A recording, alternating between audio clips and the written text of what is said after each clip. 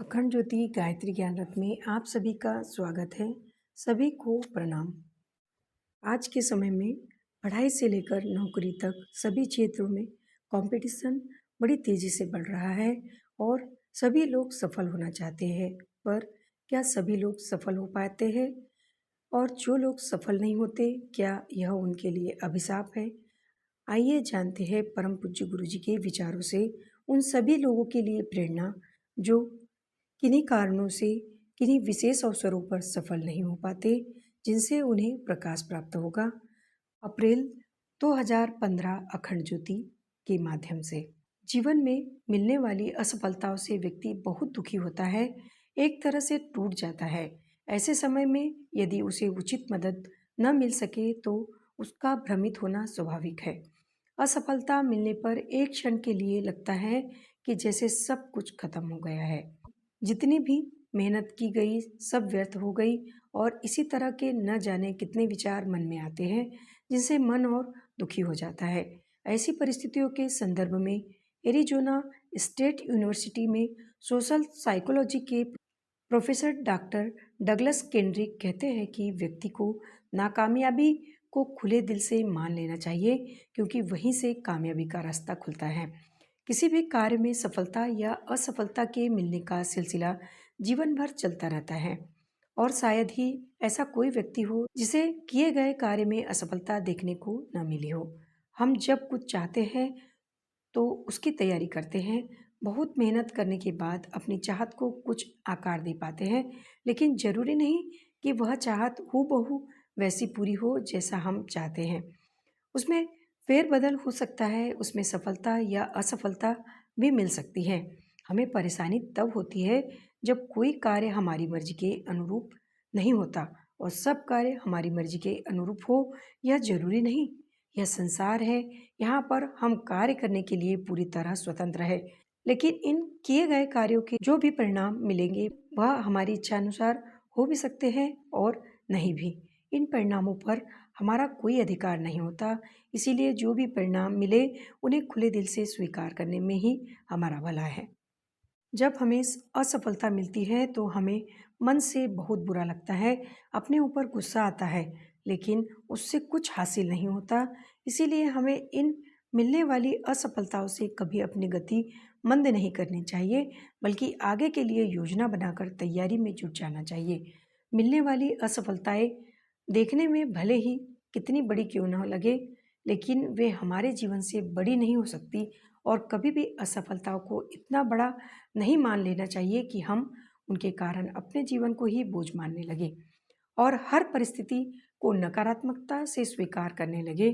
जब हम असफलता को खुले दिल से स्वीकार करते हैं तो अपने लिए नई संभावनाओं के द्वार खोलते हैं, लेकिन अगर हम इसे स्वीकार नहीं करते तो अपने लिए आगे बढ़ने का मार्ग ही बंद कर देते हैं। हमें यह समझ लेना जरूरी है कि असफलता के मिलने से केवल एक रास्ता बंद दिखता है, लेकिन बाकी सारे रास्ते खुले होते हैं, जिन्हें तभी देखा जा सकता है जब हम असफलता से मिलने वाली ठोकरों को सहकर संभल जाते हैं। बंद दिखने वाले रास्ते भी खोले जा सकते हैं यदि हम असफलता को स्वीकार कर फिर से सफलता के लिए प्रयास करते हैं।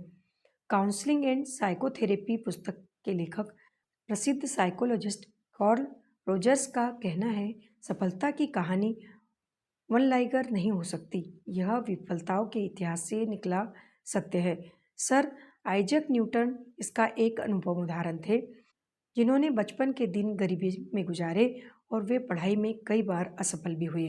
कैम्ब्रिज यूनिवर्सिटी ने भी उन्हें निकाल दिया, फिर भी वे भौतिकी के महान विद्वान बने। महान गणितज्ञ रामानुज का बचपन बहुत गरीबी में व्यतीत हुआ। 10 साल की उम्र तक उन्होंने कोई औपचारिक शिक्षा भी नहीं पाई थी, लेकिन बाद में वे ही रामानुज गणित विषय में अपनी अद्भुत क्षमता के लिए संपूर्ण विश्व में जाने गए। इसीलिए स्वयं को कभी भी असफल समझने की भूल नहीं करना चाहिए।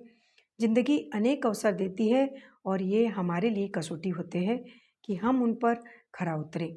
असफल होने पर घबराए नहीं, अन्य अवसरों की प्रतीक्षा करें व अपने प्रयास जारी रखें। हमारी असफलताओं का मुख्य कारण यह होता है कि हमसे कहीं न कहीं ऐसी भूल होती है जिसके कारण हमें असफलता हाथ लगती है। यदि हम स्वयं द्वारा होने वाली भूलों को पहचान लें और उन्हें दोबारा न दोहराए और कार्यों को अधिक कुशलता से करें, तो हम सफलता के अधिक निकट पहुंच सकते हैं। इसी कारण अमेरिकी लेखक व दार्शनिक अल्बर्ट हुब्बार्ड का कहना है कि असफल आदमी वह है जिसने बड़ी गलतियां की तो है, परंतु जो अपनी गलतियों व अनुभव से कुछ सीख नहीं पाया। गहराई से ध्यान दिया जाए तो पता चलेगा कि असफलता का सही मानक भी यही है कि हमने अपनी गलतियों से कुछ सीखा नहीं।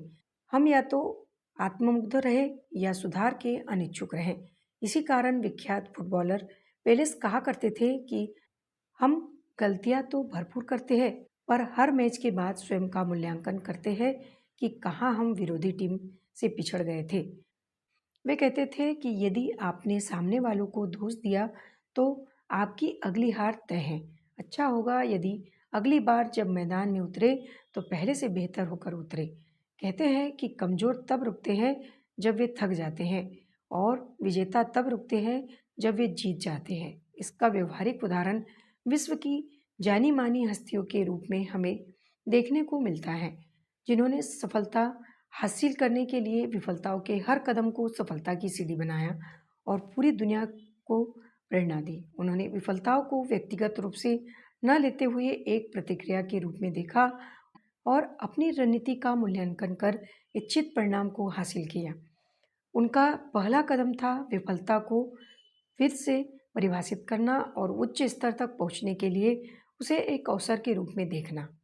हमें भी उन महान हस्तियों के समान विफलताओं का जश्न मनाना चाहिए और इनसे सफलताओं के लिए नए अवसरों की तलाश करनी चाहिए। जीवन में मिलने वाली हर विफलता के साथ सफलता के एक कदम और करीब आ जाते हैं। परम पूज्य गुरुदेव के अनुसार जीवन में मिलने वाली असफलताएं केवल यही सिद्ध करती है कि सफलता का प्रयास पूरे मन से नहीं किया गया। कहीं ना कहीं हमारे ही प्रयास पुरुषार्थ में चूक हुई है। इसीलिए हमें यदि सफलता प्राप्त करनी है तो धैर्य के साथ अपनी प्रत्येक विफलता से कुछ न कुछ सीखना चाहिए और इस तरह मिलने वाली सीख व अनुभव से राह बनती है, वह हमें सफलता के शिखर तक पहुंचाती है। इस तरह विफलताएं मनुष्य के लिए अभिशाप नहीं बल्कि वरदान बन सकती हैं। शीर्षक समाप्त।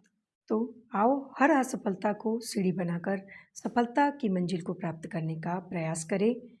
अगर आपको हमारा ऑडियो अच्छा लगा हो तो लाइक, कमेंट्स और शेयर कीजिए ताकि परम पूज्य गुरुदेव के विचारों से जन जन लाभान्वित हो सके और हमारे चैनल को सब्सक्राइब कीजिए ताकि हमारी नोटिफिकेशन सबसे पहले आप तक पहुंच सके।